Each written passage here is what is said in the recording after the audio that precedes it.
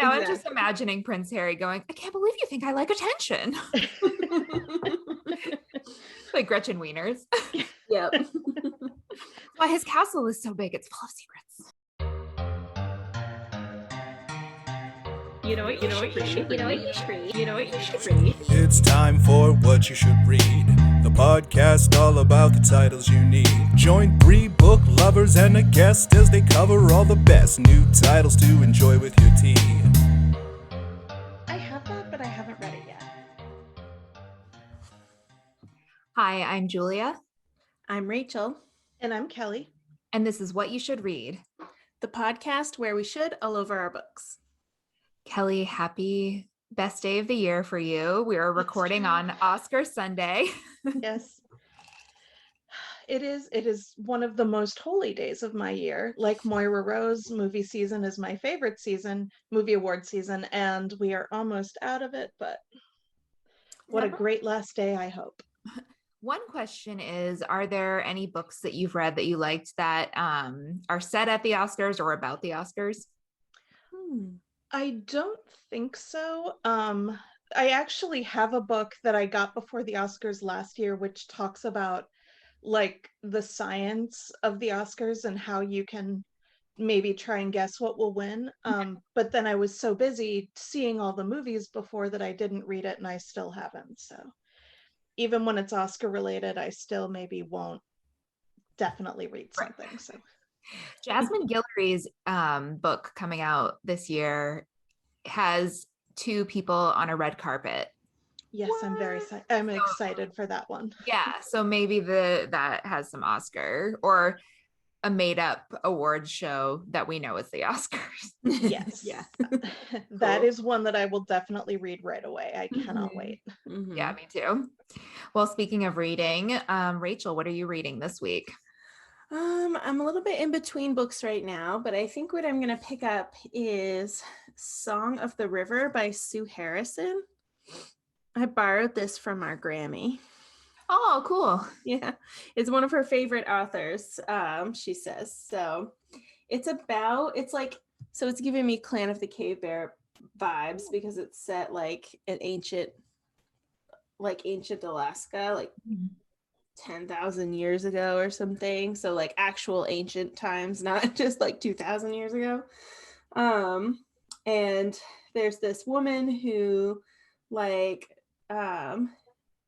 something about she finds like a baby and raises it, and then like has for some reason has to like set out when the kid grows up, like they find out that the kid was part of another clan or something, and they have to like go on this adventure. I don't know. It sounds amazing.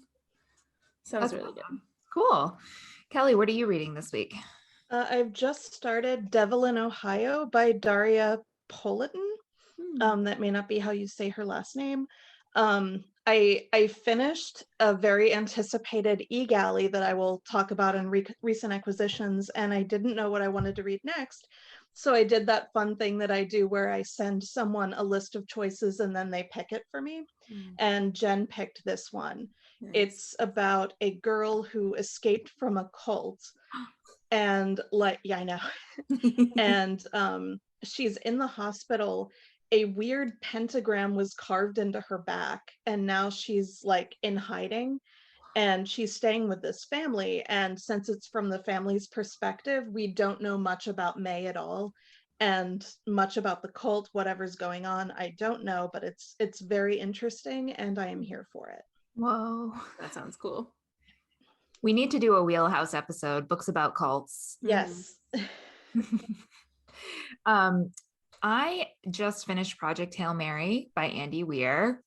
So good. It's his best book yet. I can't stop thinking about it, and I need everyone to read it so that we can all talk about it. And by everyone, I mean Becky Farrer, kindred spirit of the pod, who I texted immediately after finishing and was like, you have to read it. She's like, well, I've pre-ordered it, so calm down. It's just, it's funny and thought-provoking, and it's got space, and I can't say anything about it without spoiling like a bunch of stuff. So it's really tough. I want to talk about it. And then I started reading this morning Everybody Writes by, I'll pick it up, Anne Handley, which is a marketing book that I'm reading for our work book club. And I really am enjoying it so far. The chapters are really short, which I think is like a subliminal lesson, in the book, like keep it short, sweet, to keep the reader engaged. So it's good. Nice. So now it is time for book news. And I have one piece of good news and I have a sort of interesting, weird update for book news from last week. I'm going to start with that so I can end on a high note. So to recap, there was an author who threw a bit of a tantrum on Twitter for good reviews. As a direct result, her book got spammed with a whole bunch of 1-star reviews on Goodreads. And then more stuff happened. But Goodreads apparently has been removing some of those 1-star reviews, which I don't think has ever happened for anything ever. Because there have been a lot of times Goodreads reviews have been used as weapons.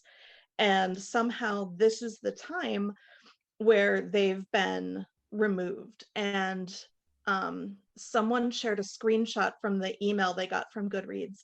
And apparently Goodreads says that you should not 1-star a book for reasons other than the book's quality. So, if it's a book that is poorly written or whatever, definitely 1-star it. If the author is maybe a little bit of a jerk, do not 1-star it. So that's weird. And I mean, I agree on like an individual basis. Like I wouldn't do that. And I think we should rate books. I think we should rate books and not authors, but at the same time, like you can't stop someone from, that's ridiculous that Goodreads would do that. This is a social media site. This is not the New York Times book review. And like you said, Goodreads, she must have a friend who works there, because Goodreads doesn't do anything unless they have to. Like they don't do any extra work. Yeah. I will say though, I just checked her rating and whatever Goodreads is doing is not helping. It's at 1.86 now. Wow. So yeah. Well, it was at 1.81 when I wrote this. So I mean it's maybe slowly trending upward, but it's gonna take a while. And Goodreads can't email everyone who gave it a 1-star, especially if they didn't write a review. Right. Like, exactly. what are they going to say? Like, did you read it? Like, and then all they can say is like, yep, I did. I didn't like it. 1 stars. Yeah. What are you going to do? Yeah, exactly. I mean, I 1-starred the book Kathleen Hale is a Crazy Stalker, as I talked about last week. I definitely had this author is a horrible person. Don't let her monetize crime. And I did not receive an email about it. And I have seen a lot of people 1-star a book for, say, having a gay character or a bi character that's not horrible. I mean, people 1-star books that they don't read all the time. Yeah, now that Goodreads has done this, they have to do it for everything. Yep. Right. Yeah, when I got that book about Harry and Meghan, I forget the name of it. I checked the ratings on Goodreads out of curiosity, and there's a ton of 1-star reviews on there that say like, oh, they're just looking for attention. Right. Yeah. And it's like, yeah, that's the point of a book. Yeah. Attention. Like you're not saying anything new. Yeah. Yeah. No one writes a book in the hopes that no one will read it and it will just disappear into the night, unknown and unremembered. Like nobody wants that. Now I'm just imagining Prince Harry going, I can't believe you think I like attention. Like Gretchen Wieners. Yep. Why his castle is so big, it's full of secrets.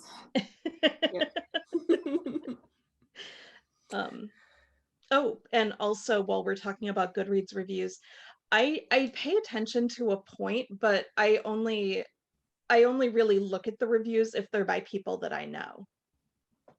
So like for example, Devil in Ohio, I think is only 3.2 something, but no one I know has read it, and you know how I feel about cults. unless the cult book is by people that call book reviewers nerds and assholes, and then I won't read it. But anything else, I totally will. I also will unfollow, because there are some reviewers I've followed because like I read they seemed like they write a lot of reviews about books I was reading, so I started following them. And then there was one recently I unfollowed because I said I don't agree with any of her reviews. we are very much not on the same page, and that's fine, right? Yeah. Like I don't have to have the same opinion as her, but I also, I don't know, I unfollowed her and I was like, well, should I be, or should I let myself read opposite opinions? And the answer was no. The reason I use Goodreads is because I want to find out what to read next. So I'm going to follow people who have similar reading tastes as me. And if they positively review a book and I trust their review, then I might pick it up. But with her, she had reviewed enough books that I had read and reviewed them opposite the way I would have, that I was like, okay, we're not on the same page. So nothing personal, but I'm not going to follow you anymore. Right. Yeah. There'd be no point. Yeah. I mean, it could be like, oh, she hated this book, and that probably means I'd love it. So. True. That's true, but it also would just not helpful. It would just make me mad when she'd review something that I liked and I just completely disagree. And I'm like, well, this is not serving me. That is definitely true. Yeah. Yeah. But for the good news, so there have been a lot of Jeopardy guest hosts. We don't know who will full-time replace Alex Trebek, but they have announced their last round of guest hosts. And at the end of July, LeVar Burton is going to guest host. And I'm so happy about it. You know, I'm 41, so of course I grew up with Reading Rainbow, and this is absolutely perfect. I don't know if they'll pick him as the full-time host, but I hope they do. Take a look. It's in a book. I loved it so much. Aww. It's everything about it just makes me so happy. So. He was the first booktuber. Yeah, he really was. Yeah. That's why we love BookTube, because we would just sit and watch him talk about books with the cover. Yeah. Oh, cute. Oh. Yay. I hope I don't know if they can afford him. I mean, but public pressure. I mean, that's why he's guest hosting, because everyone asked for it, right? So. Yeah. I mean, he said that it would literally be his dream job. So, and I mean, honestly, like he's got that Star Trek Next Generation residual money. So he's probably in pretty good shape. Yeah. Yeah. Maybe he'd accept it for not $1 billion an episode. Yeah. I mean, also, I feel like Alex Trebek must have been making a lot of money by the end there. Yeah. Yeah. You do How much enough were they paying him? You do enough episodes, it accrues, and it's not, I don't think, a hard job, you know, like I don't think it's a lot of hours. So yeah. Oh, I hope so. That'd be great. Yeah. Yeah. Cool. Great. So our next segment is recent acquisitions, where we talk about the books we've recently bought, borrowed, or been given. So Julia, why don't you go first? Okay, so this weekend on Saturday was Independent Bookstore Day. I keep wanting to say International Bookstore Day. I hope it was international. I don't think it was, but Independent Bookstore Day. So I went down to my local independent bookstore, Greedy Reads, in Remington here in Baltimore. And it was so great because there was a line outside the door because they're still following social distancing protocols, which is great. So they were only letting like 4 people in the store at a time. Yeah, and it's not a big store. So it took, and people, when they get in, they want to browse and they want to be like, I'm in the bookstore now. Like I want to be, like I've wanted to be this whole year. But it was so nice to be in line with a bunch of other book people who were all just reading books. Yeah. While they waited. It was great. But they also had like Plinko outside. So you could play Plinko and win something. Like I won 15% off my purchase. And yeah, they had other things going on too. So that was really fun. So we got in after waiting for almost an hour. And I bought a few books. So I got The Project by Courtney Summers. Kelly, on your recommendation. I loved it so much. I hope you love it too. I'm excited. I will say her first book didn't quite do it for me, but this one is I do like books about cults as well, and this one everyone has been raving about it so much, so I'm gonna give it a try.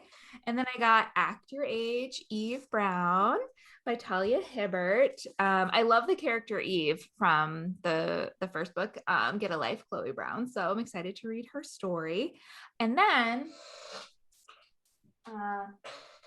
Kondwani Fidel's book, The Antiracist. He is a Baltimore author. He was actually signing books, and yeah, so I'm really excited to read this. And he was just so nice. He was like, "Oh, you're the third Julia I've met today," when he was signing my book, and then someone came up behind me and he was like, "Oh, hi, Julia," and because he knew her and her name was, I think it was actually the owner of the store.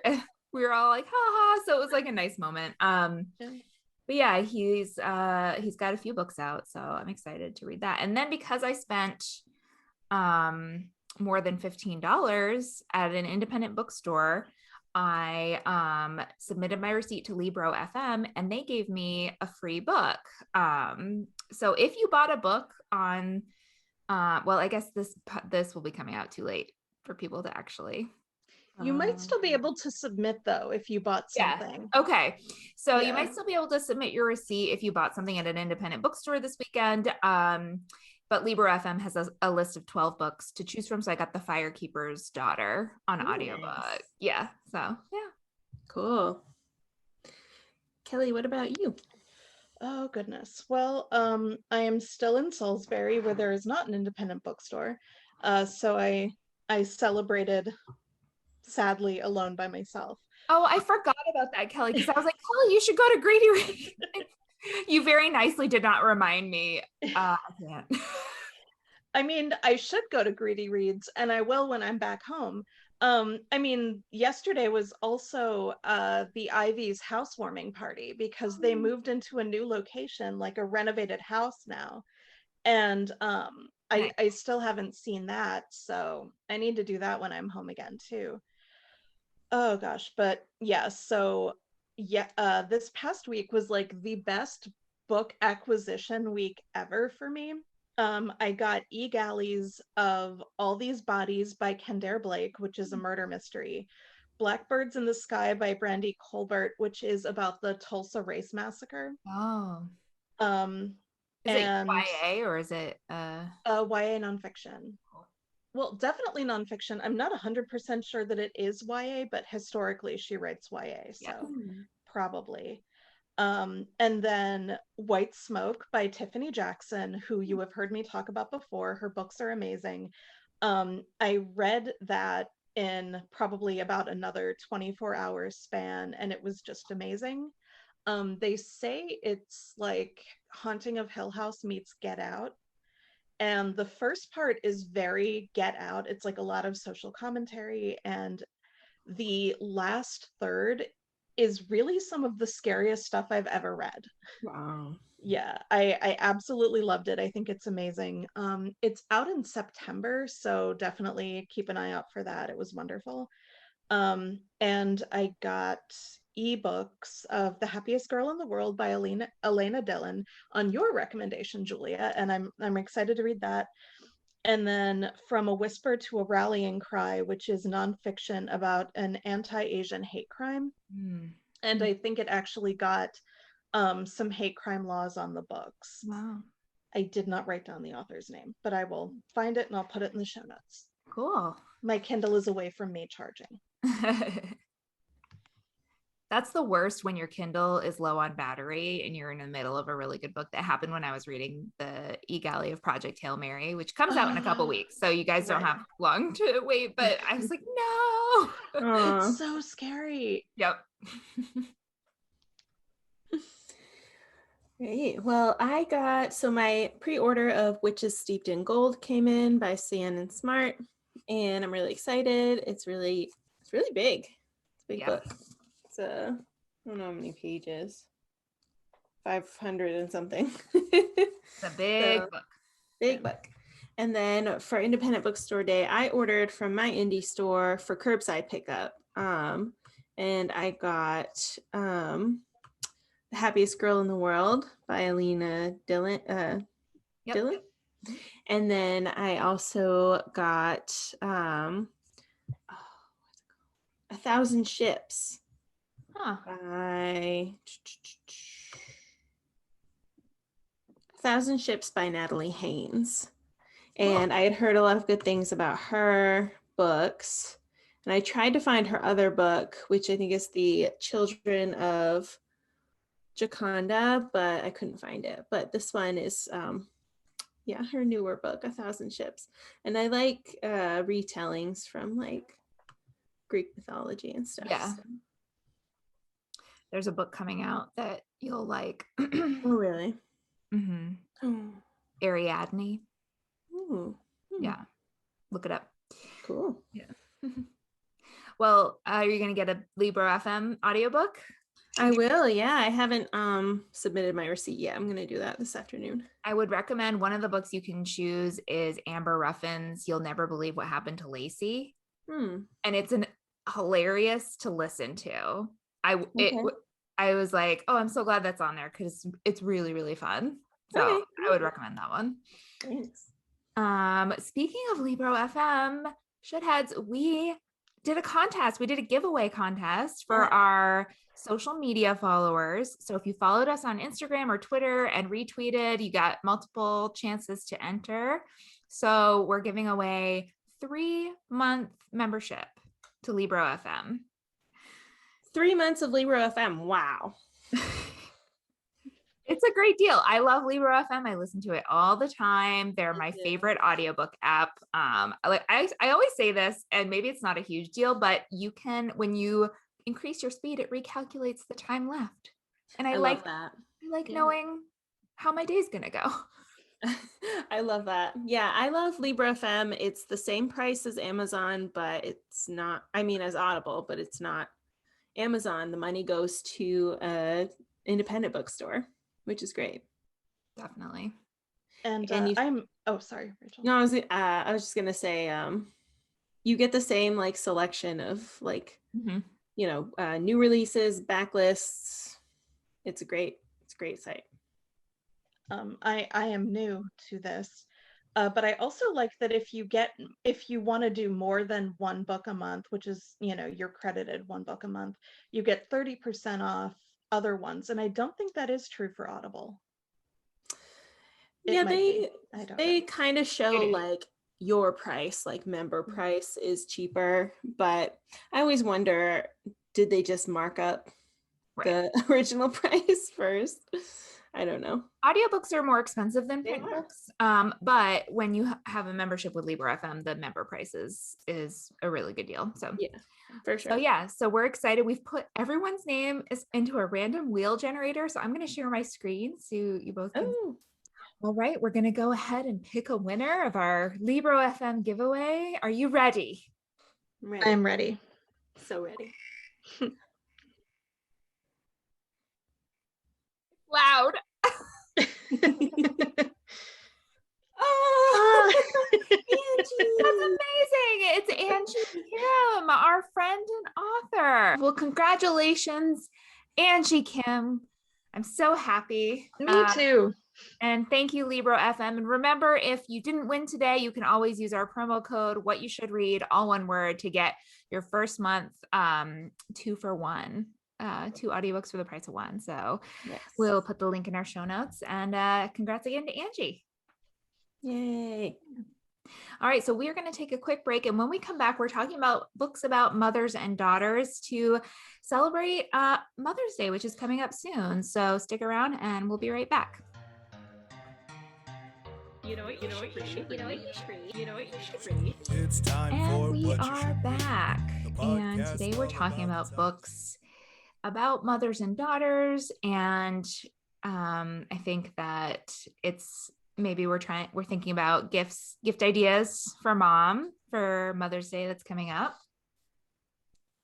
Yeah, absolutely. I love like reading books about women just in general. But I think it's nice to like read books that show like Well, it's also nice to read books that are like ridiculous and over the top and like show things that like that doesn't happen in real life. Like I also like reading books that just show like real women living real lives and like having to navigate relationships, whether it's familial ones or what have you. But yeah, mother-daughter books are always fun. I worry I may have done it wrong, you guys. Okay. I read a really great mother-daughter book that I will be talking about soon, obviously, but also I was like, oh, hey, you know what's really interesting is when you have a bad mom. Yeah. No, I don't think I didn't say good mother-daughter relationship, Yeah. right? I said books about mothers and daughters. So Yeah. you didn't do it wrong. I mean, I love reading a book where the relationship is strong and it reminds me of my mom or whatever. But I have some like that too, Kelly, where it's like the relationship is complicated.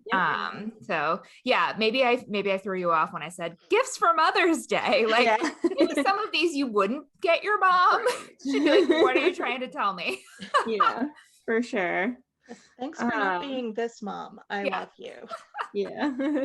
A lot of the books that I have are like moms and daughters who have to like navigate through a tough time and like figure their relationship out, and it's not always good. It might be rocky and sometimes it's a happy ending and sometimes not. Right. Yeah. Well, Rachael, why don't you start us off? What's your first recommendation? What should we read? Oh gosh. Okay, I have 6 books to talk about, but 3 of them are by the same author. Okay. So if you guys are okay with it, I think I'm going to do those 3 first. Great. Yeah. So all 3 of these books are by Jennifer Weir. Oh, yes. So the first one is Certain Girls, which is the second Canny Shapiro book. So the first one being Good in Bed, which was her debut novel and is one of my favorite books of all time. And the sequel, Certain Girls, follows Canny and her daughter Joy, who was just born at the end of Good in Bed and now is approaching her 13th birthday, and they're preparing for her bat mitzvah. And in the years in between the 2 books, what happened was Canny wrote a novel based on loosely on her life. And, it was kind of racy because, she talks about, sex and things in the book. And then she got a lot of acclaim for it and decided to kind of stop writing under her own name and just now writes sci-fi under a pseudonym. So she lives a nice quiet life. She's married to the doctor from the first book and they're happy, and she has her daughter who she loves so much, and her daughter's going through it. She's 12, she's having a hard time in middle school figuring out where she fits in the social, socially with her friends and wanting to like have the popular kids like her, and it's she's a teenager, and something happens where she finds the book that her mom wrote. Like she finds a copy of it because she knows her mom wrote that book, but she's never been allowed to read it because it's for adults. But I think she gets mad at her mom, and she seeks the book out, finds it, she reads it, and she gets so mad because her dad is a character in it and is a little bit, characterized. It's not 100% true to what actually happened. And, she like just gets really upset after reading the book. And she and her mom are going through a hard time. And then this is complicated by the fact that Canny's husband wants to have a baby, and like they're trying to navigate surrogacy. And then like, I won't give away what happens, but something really tragic happens, and they have to, like, Canny and her daughter Joy have to like figure out how to love each other and come together during this really hard time. And it's just, I think it's a really cute story. It's sad, has sad moments, but also has really happy moments. And, the ending is uplifting and hopeful, even though like all this hard stuff happens. I loved it. So that was one of the books Jennifer Weir's written about mothers and daughters that I think is really good. I loved that book. I agree. I totally forgot about it until you just started talking about it. Yeah, but I know, right? That's such a good point. It's not her most popular. Like, it's not a rated sequel. very highly. Yeah, that's true. But yeah, I think a lot of people forgot about it just because she has so many other, blockbuster books that have just been amazing. God, I remember reading that, and then when the thing that happens, I was staring at the page and I'm like, no, that's not, no. I know. Yeah. Yeah, for sure. And it's funny, my reaction was kind of like Fred Savage in The Princess Bride. It's like, the hell did you give me this story for? Aw. I want to reread it. Another book about mothers and daughters that she wrote is called Fly Away Home, and it's about this 3 women, Sylvie, who's the mom, and then her 2 adult daughters. So Sylvie is the wife of a senator and makes headlines when her husband's like extramarital affair becomes public knowledge, and she just feels totally humiliated, and all of her husband's dirty secrets are splashed across the tabloids. So she decides to kind of just run off to the family beach home and like take some time away and try and reconnect with herself. And then her daughters, who are also going through a hard time, one of them is a recovering drug addict, and the other one is like, she's a really busy like ER doctor who's just stuck in an unhappy marriage and is just having a hard time. And they, through circumstances that I won't get into, they all end up at the beach house as well. And I think the daughters and the mom, it's been a while since I've read it, but the daughters and the mom really like have a complicated relationship, kind of distant. And the book is a lot about them as individuals figuring out what's going on in their life, but also them rebuilding their relationship together. And I think it's a really nice story. So that's the 2nd out of 3 for that author. Good, another good pick. Yeah, and then the 3rd one is not like specifically mother-daughter, it's more about mothers in general, and it's called Little Earthquakes, and it follows 3 young women through the trials and tribulations of new motherhood, and I just think it's such a beautiful story. Candy Shapiro makes a cameo, which is fun. I love when her books overlap a little bit. Me too. She's got her own little universe going on, and it's just, I mean, that book, I think it's one of my favorites by her actually, but I haven't reread it in so long. So, but I still remember a lot about it. Just like the different struggles they go through. One of the young moms is married to, I think, an NBA player, and like there's rumors about him stepping out on her.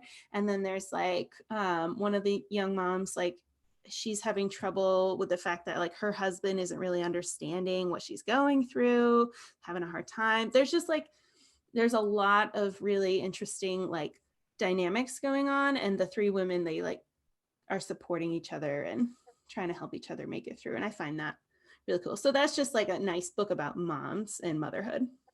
And I need to do a Jennifer Weiner like reread. Right? Yeah. They're all good. Yeah.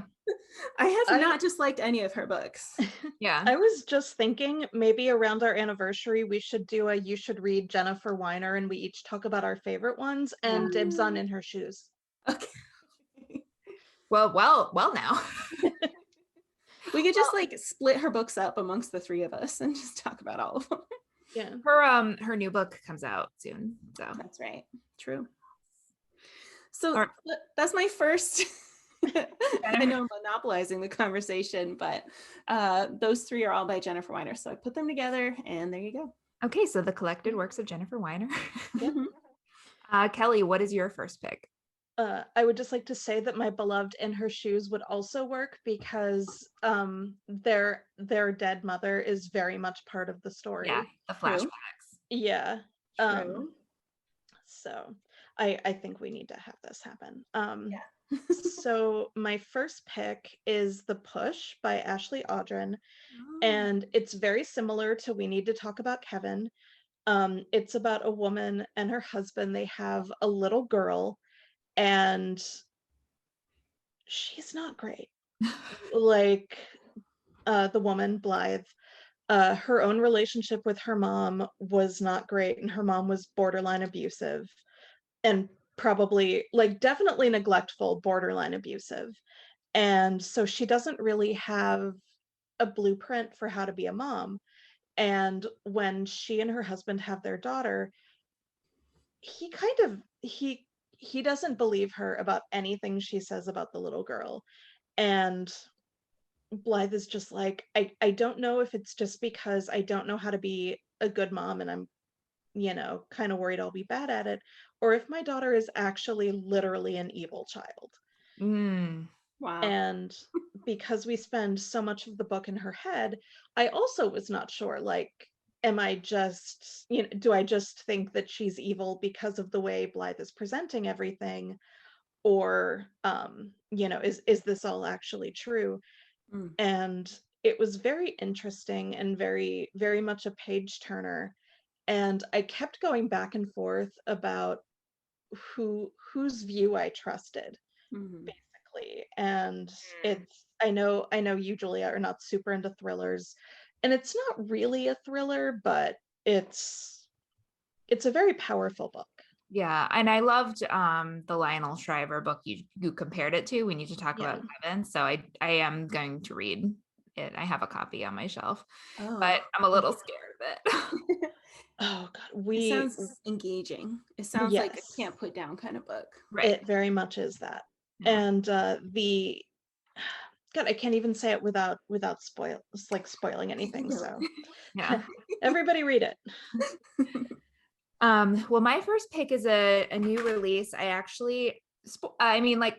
I haven't quite finished it. I have a little bit left to listen, but I'm almost finished and it's really good. So I feel comfortable recommending it. It's 123 by Lori Frankel, which I got the advanced listening copy from Libro FM. Thank you, Libro FM, for that. And I do recommend it, especially if you like audiobooks that are told with different narrators. Like there's a different narrator for each character. And it's told from the perspective of these triplet girls. So their mom, Nora, she is, and they all live in this town called Bourne, which had this like big chemical plant explosion, or not explosion, sorry, chemical plant was like poisoning the water.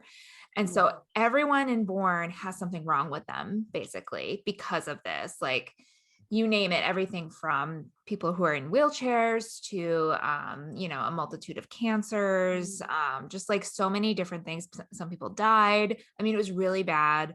And the mom, Nora, is like on this crusade because her husband died and she has 3 daughters, and they don't all have something like wrong with them, but one of them is in a wheelchair and she can't talk and she has to use a computer, like kind of Stephen Hawking type. And then one of them is definitely on the spectrum, but it's not clear to me that it's because of the water. It's probably just that's how she was born. And then one of them is, for all intents and purposes, quote unquote normal, but they all look different. They all look they don't even look like they're related. So their DNA has been changed because of this. Her husband died, so she's had to raise her 3 daughters by herself. So she is on this crusade, like this lawsuit against the company. And then the family that owned the plant moves back into town. Yeah, so she's like pissed. And so she's like, to her daughter, she's like, you need to make friends with the boy that's their son and like get information for me. So I definitely would recommend this book. And I love the character of Mirabelle, who's the girl who's kind of trapped in her body because she can't talk and she can't walk, but she is a genius. Like, she's so smart. So her chapters were really interesting. I loved all the girls, like, and their names are so fun too. It's like Mab, Mirabelle, and Monday. The mom loves Shakespeare. But yeah, so that's 123 by Lori Frankel. That sounds good. I have that. I might read that next. Yeah, I think you'll like it. Yeah. Great. Rachel, you're up next. Okay. This one is an interesting pick. It is all about motherhood, but it's like really sad. It's Handle with Care by Jodi Picoult. Yeah. Oh. I knew you were going to pick this one. It's devastating, but it's such a good book. Okay, so Charlotte is the mother in question.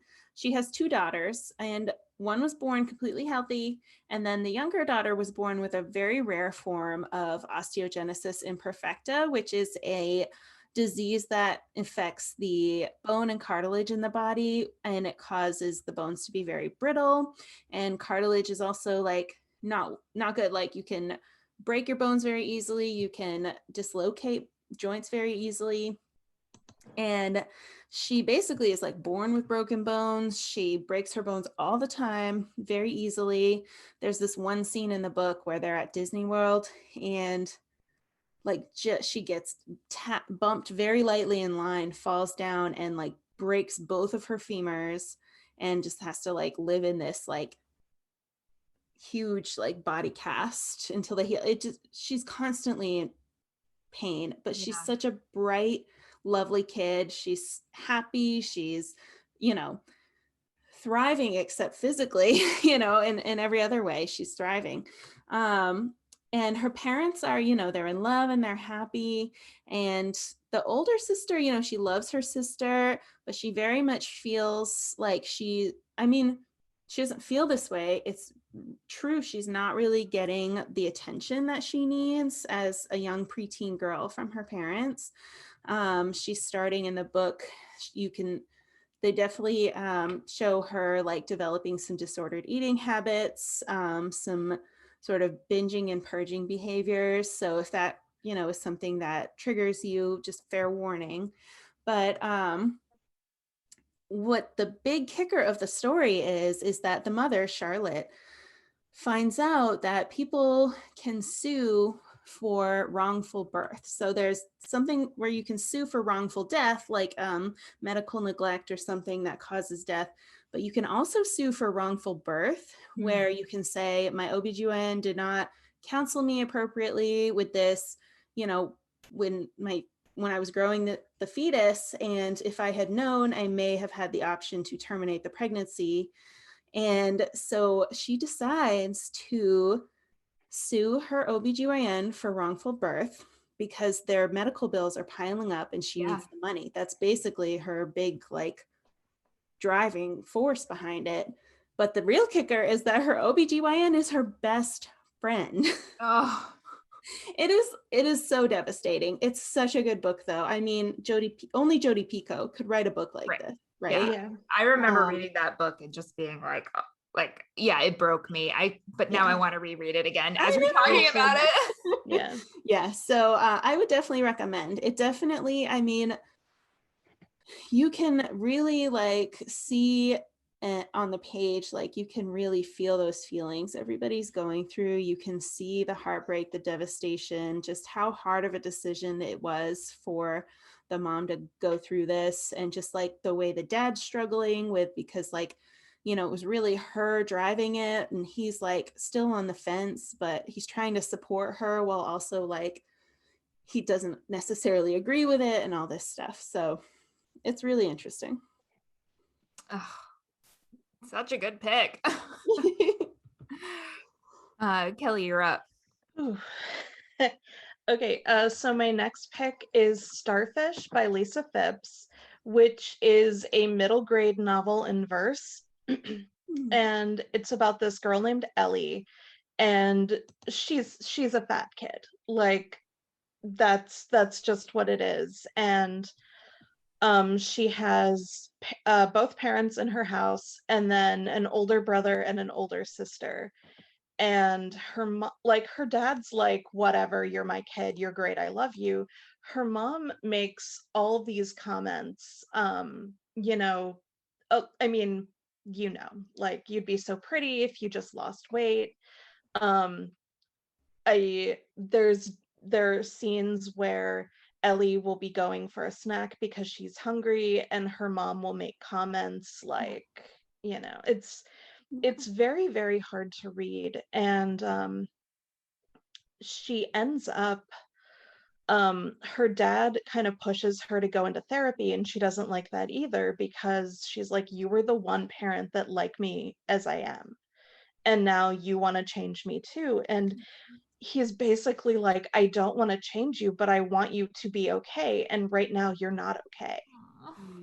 And it's just so hard because, you know, I mean, in the middle school years, it's hard enough anyway, but like to have this extra burden of being like a super not it's hard feeling different anyway, but she is definitely taking up a lot of space, and her mom makes her feel like, she will not be loved by her mom until she loses weight. And she feels like, I mean, she knows intellectually, of course my mom loves me, but like she definitely does not like me very much. And it's so good and really, really powerful. And it probably is not much of a surprise to be like, it turns out there was, disordered eating in her mom's past too. Yeah. And it's just Usually how those things go. Yep. Passes it down. Yep. Aw.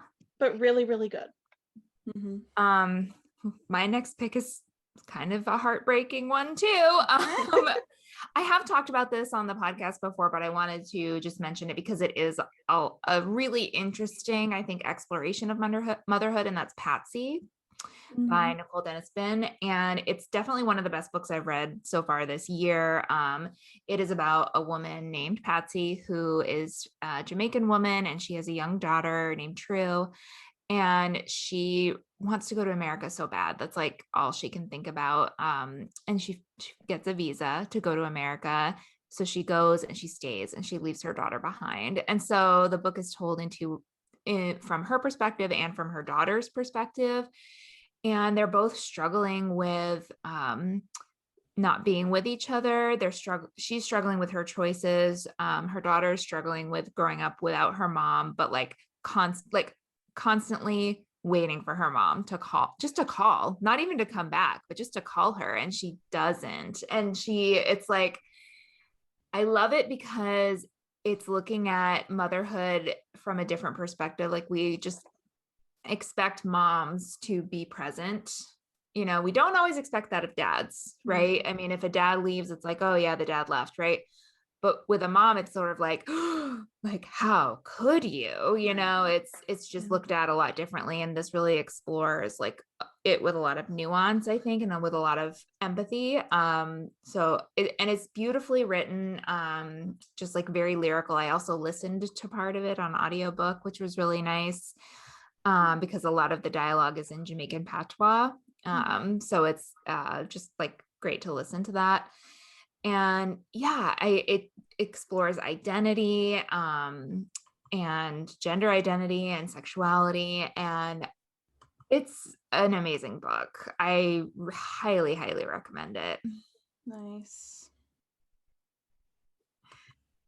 All right, Rachel, do you have another recommendation? I do. So my next recommendation is The Joy Luck Club by Amy Tan. Yeah. I love this book. And it made into a great movie too. So this book is about 4 women who immigrated from China to the US and their daughters. And it's really an interesting it's interestingly told. Like I think it's almost like it's in vignettes.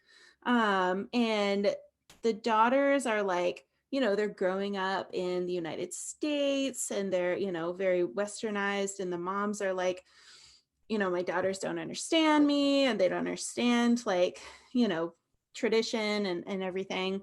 And it's basically like you get to see how the daughters and mothers connect through like the daughters are noticing that they're going through these problems and they're starting to relate it to things that happened to their mothers in the past and like sort of connecting with them through that. And I love like multi-generational stories, when you're like following, families through, through the decades and just what is happening with them and everything. And I just think Amy Tan just very beautifully just shows the journeys that these women go on. And I think it's such a great book and very mother-daughter centered. Yes. Oh my gosh, all of Amy Tan's books are very, I mean, but that one especially. And I'm so glad you recommended that one, Rachel. It's one of my all-time favorites. And I did think about recommending it for this episode, but at first I was like, no, everyone's already read it, you know, but actually I think that a lot of people haven't read it, especially if you're younger and maybe you weren't, or, you know, around, you know, an adult when the book came out, or like of the age when you could start, you know, reading books like that. So if it's like you're aware of that book, but you haven't picked it up, I agree. I would highly recommend that one, as well as The Kitchen God's Wife. Oh yeah. That one is probably my favorite of hers. Yeah. I think my favorite is The Bone Setter's Daughter. Ooh. I just think that's it's kind of a journey adventure book too. Yeah. So that's why I like it. But yeah, all of her books that I've read are really What good. was the other one? It was like 100 Secret Senses or something like that. That one was, oh my God. And now I need to do an Amy Tan reread. Okay. I mean, it would not be the worst thing if every month one of our episodes was you should read, and it's one of our favorite authors. Yeah, and just talk about their whole backlist. This is brought to you by the fact that I want to reread In Her Shoes and Handle with Care and The Toy Luck Club, and I need an excuse to do it. Because there's so much else I need to read for the first time. Right. All right, Kelly, what's up next for you? So my last book is Faye Far Away by Helen Fisher. So when she was 8, Faye's mom, Jeannie, died. And it was just the two of them. She didn't know anything about her dad. She has no siblings. Her mom had no siblings. So her mom dies, and she ends up just basically walking up the street to the neighbors and just being like, my mom's very sick. And they end up basically fostering her and then adopting her. And I mean, you know, they were great. Her life now is great. She has a husband and 2 daughters that she loves very much. But obviously also, you know, her mom is dead. And because she was so young when her mom died, she also doesn't really know her as a person. And her mom also missed a whole bunch of stuff. And it's always kind of on her mind, but it doesn't really consume her until she ends up accidentally going back in time to meet her mom. Whoa. And she's going back in time as an adult, you know, as a mom. And she meets her mom at the age she was, like maybe a year and a half or so before she dies. Wow. And, you know, like, obviously she has no idea really what to do, because if you go up to a stranger and say, hey, you're my mom and I haven't seen you in a long, long time, I mean, you will be arrested and hospitalized. Right. Like, it's not going to go well. And she ends up obviously going back to her life, and she just, like, it's such a struggle for her because, you know, it's her mom. And she can spend time with her mom and learn about her mom as a person. But also, you know, she has a life here, and anytime she's spending with her mom is time that she is losing with her daughters. And also there's the underlying worry, what if I go back in time with my mom and then I can't get back here? Like, what if I accidentally do to my daughters what my mom did to me? Not on purpose, certainly, but and then of course, what if I go back to my real life and then I can never see my mom again? And then, you know, so it's just basically trying to balance these two things that she wants equally much, but she can't have both. Like, she can't have her mom and her husband and daughters. And it's so good. It's just such a sweet, good book. Buying it right now. I was gonna say that's from my local bookstore. It's a special order. That's fine. I believe it is available on Libro FM if you don't want to wait. Oh, I wonder, it might be a good audiobook. Yeah, you're right. I think you have Julia at Travels Back in Time. Yeah. No, I have to read that. That sounds great. Thank you. It's so good. Well, my last recommendation is kind of I don't want to say anti-mother-daughter, kind of is. So it's Olive by Emma Gannon, which I do think I've mentioned on the podcast, but I think it was like what I'm currently reading, but I do want to officially recommend it. So this is about a woman named Olive, and she has a group of best friends. They've all been friends since uni. They're in England. And Olive doesn't have children, and she doesn't want to have children. She is child-free by choice. And all of her friends, though, are moms, or they're trying to become moms. So they all have very different journeys towards motherhood. And so it's told from her perspective, but you do get, information, or you do get the stories of the others too, and what they're going through as they're having children, and their relationship with their children. But for Olive, it's really tough because she feels like no one understands like her choice, and they all just assume like, oh, one day you'll change, you'll meet the right person and you'll have kids.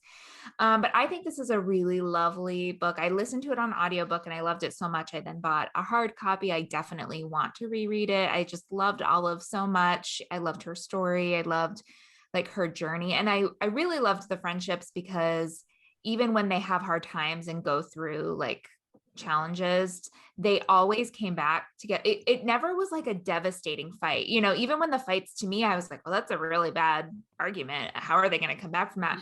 They just did, because they valued the friendship, and that was really nice to read. So if you are looking for a book, I think we've talked a lot about books about moms, obviously, on this episode, but not everyone is a mother, and not everyone wants to be a mother. And I think this is a really great book that explores that side of it too. Nice. I have that on audio too. I should listen to it soon. It's a really good listen. Yeah.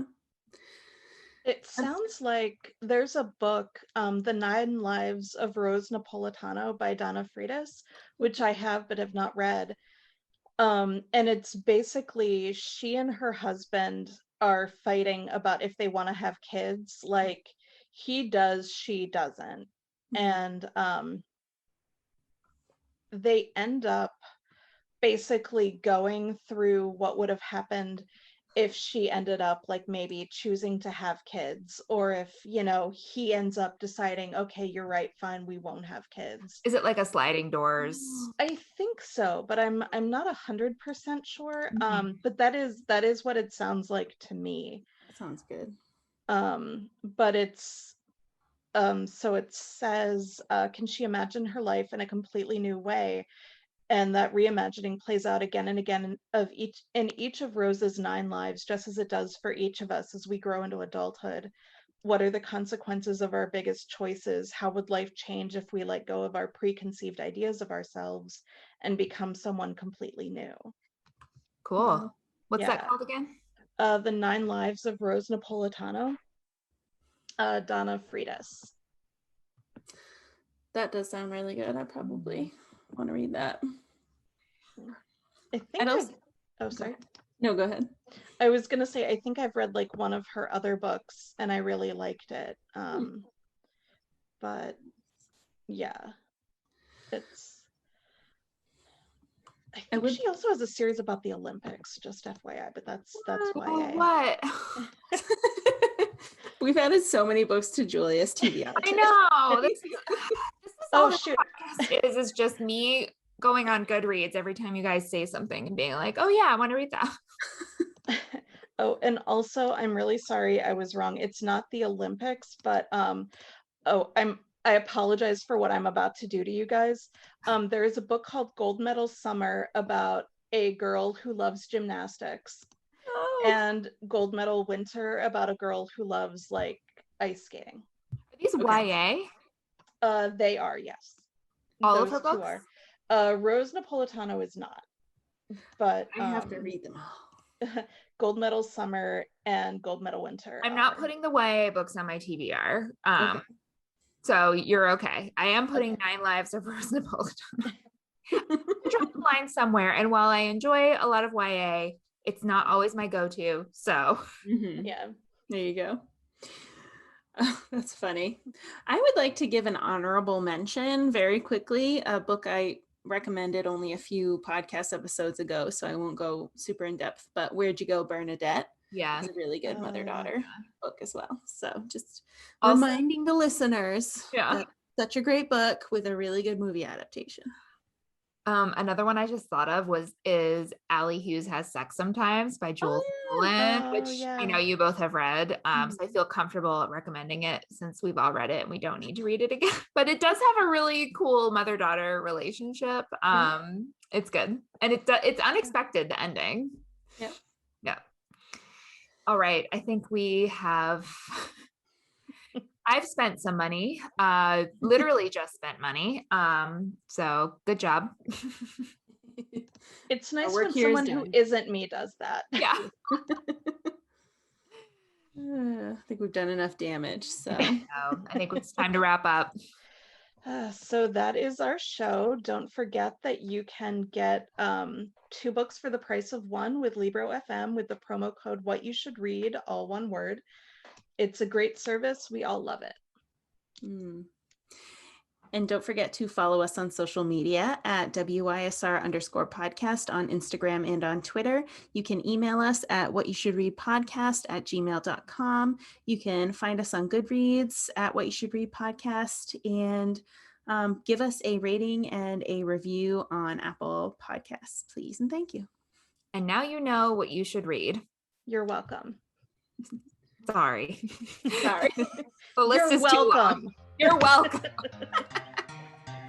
You know what you should read. It's time for What You Should Read, the podcast all about the titles you need. Join 3 book lovers and a guest as they cover all the best new titles to enjoy with your tea.